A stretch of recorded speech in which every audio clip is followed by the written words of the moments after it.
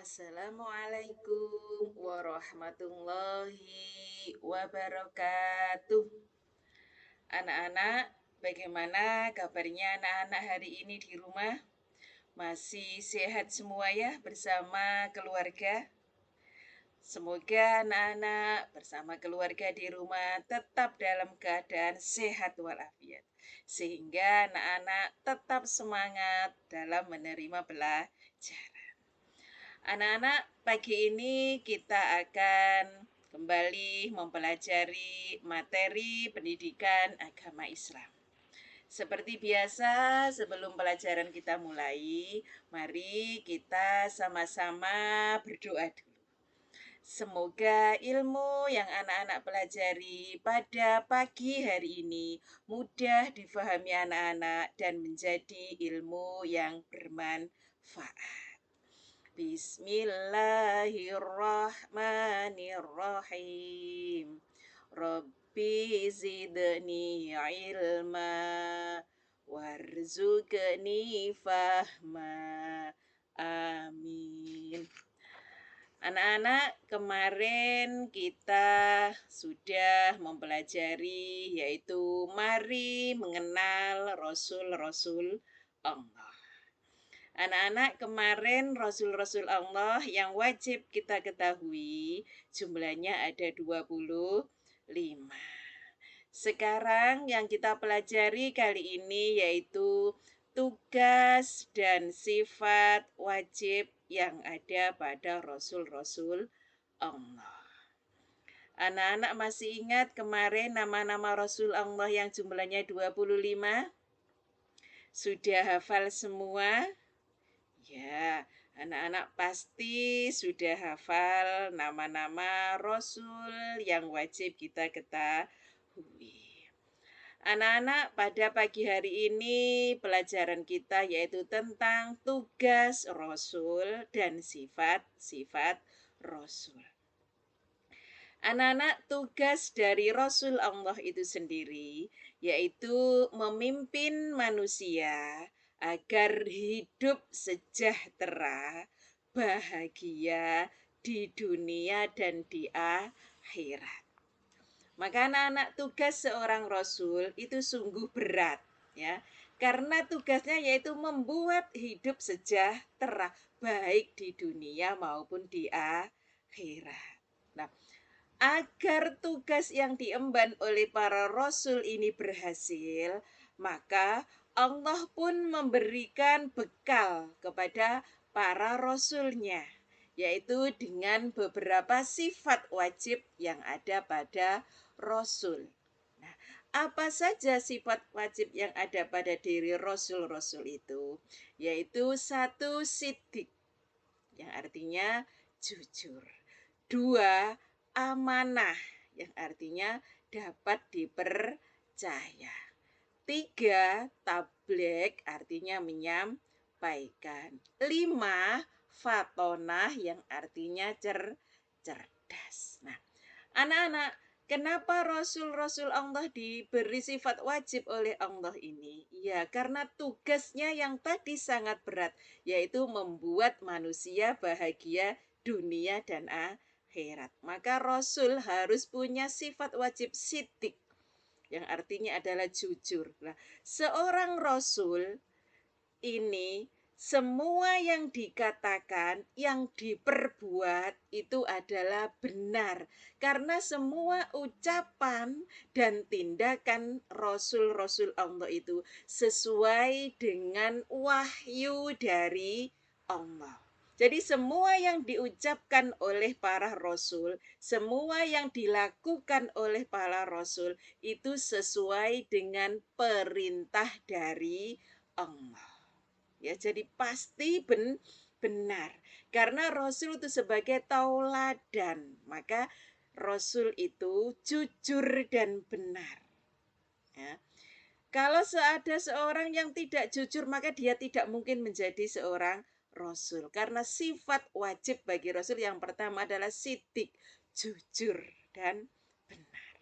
Jujur dalam perkataan, juga jujur dalam perbuatan. nubuatan. Karena semua yang diucapkan, yang dilakukan oleh para rasul adalah sesuai dengan wahyu dari Allah. Kemudian yang kedua, rasul itu harus amanah. Artinya yaitu dapat dipercaya. Seorang rasul itu mustahil berkhianat karena rasul adalah mempunyai kewajiban untuk menyampaikan, ya, menyampaikan yang difirmankan oleh Allah kepada umatnya. Maka rasul wajib mempunyai sifat amanah, yang amanah, ya, amanah dapat dipercaya. Maksudnya di sini yaitu rasul itu wajib menyampaikan amanah kepada kaumnya, ya. Semua perkataan, perbuatan dan tindakan rasul itu benar dan tidak ingkar, ya. Jadi rasul itu pasti amanah, dapat dipercaya. Yang kedua, tabligh artinya menyampaikan. Seorang rasul itu harus menyampaikan pesan dari Allah. Apa pesan dari Allah itu? Wahyu yang disampaikan oleh Allah melalui para rasul. Dan itu harus disampaikan kepada umatnya. Makanya rasul mempunyai sifat wajib tabligh, ya. Jadi rasul itu wajib menyampaikan kepada umatnya, ya. Walaupun yang disampaikan itu terasa sulit, ya, terasa sulit, tetapi wajib disampaikan, tidak ada yang disembunyikan, ya. Rasul tidak boleh menyembunyikan sesuatu, apalagi itu wahyu, ya. Jadi semua harus disampaikan meskipun itu sangat menyakitkan misalnya, ya, tetapi Rasul berkewajiban menyampaikan semua wahyu dari Allah, ya. Yang keempat yaitu fatona. Fatona artinya cerdas, pandai dan bijaksana. Seorang rasul harus pandai dan cerdas akalnya, memiliki kekuatan berpikir yang tinggi, juga memiliki hati yang bersih dan akal budi yang tinggi. Karena dengan sifat ini, seorang rasul akan dapat menyelesaikan tugas kerasulannya dengan baik. Ya, jadi 4 sifat wajib ini wajib ada pada diri rasul. Yang pertama tadi sidik, artinya jujur. Yang kedua amanah, dapat dipercaya. Yang ketiga tabligh, artinya menyampaikan. Yang keempat fatona, cerdas, pandai dan bijaksana. Itulah sifat-sifat yang harus ada pada diri Rasul. Kenapa Allah memberikan sifat-sifat ini kepada diri para Rasulnya? Karena tadi tugas seorang Rasul adalah membuat hidup bahagia bagi umatnya. Bahagia di dunia dan di akhirat. Ya, itu adalah sifat yang wajib dimiliki oleh para Rasul. Nah, anak-anak, setelah kita mengetahui sifat wajib para rasul tadi, maka selanjutnya kita sebagai manusia harus bisa meneladani perilaku tadi para rasul dalam kehidupan sehari-hari sesuai dengan sifat-sifat tadi. Yang pertama yaitu berbuat yang benar. Artinya kita sebagai manusia harus berbuat sesuai dengan perintah agama, mengucapkan yang benar, bertutur kata yang benar, berperilaku juga yang benar dan santun, ya.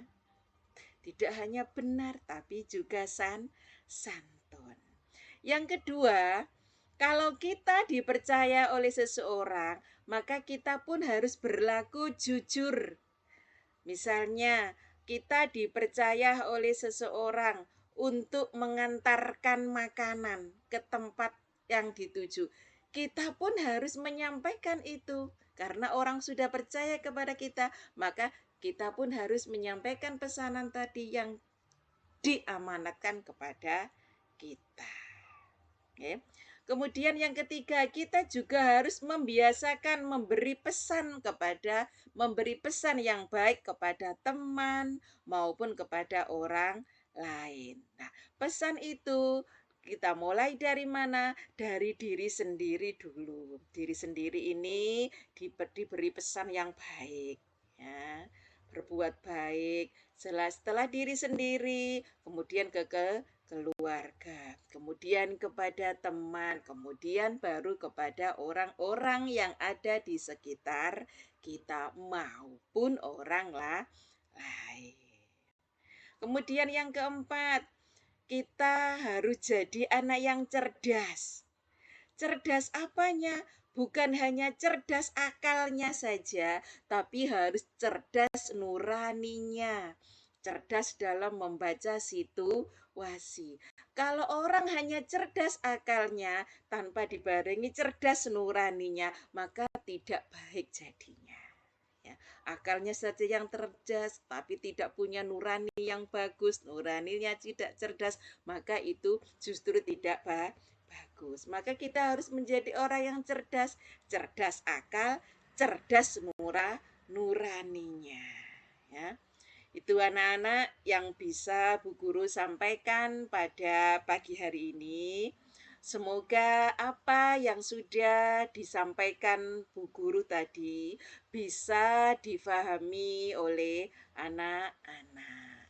Selebihnya anak-anak setelah memperhatikan atau menyaksikan, mendengarkan video dari Bu Guru ini, silakan biar lebih mendalam tentang pemahaman materi ini. Silakan dibaca bukunya lagi, modul PAI-nya, LKS PAI-nya, biar lebih memperdalam pemahaman anak-anak.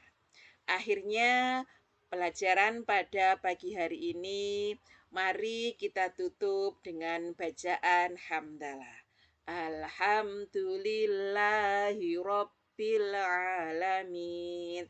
Akhirnya, Assalamualaikum warahmatullahi wabarakatuh.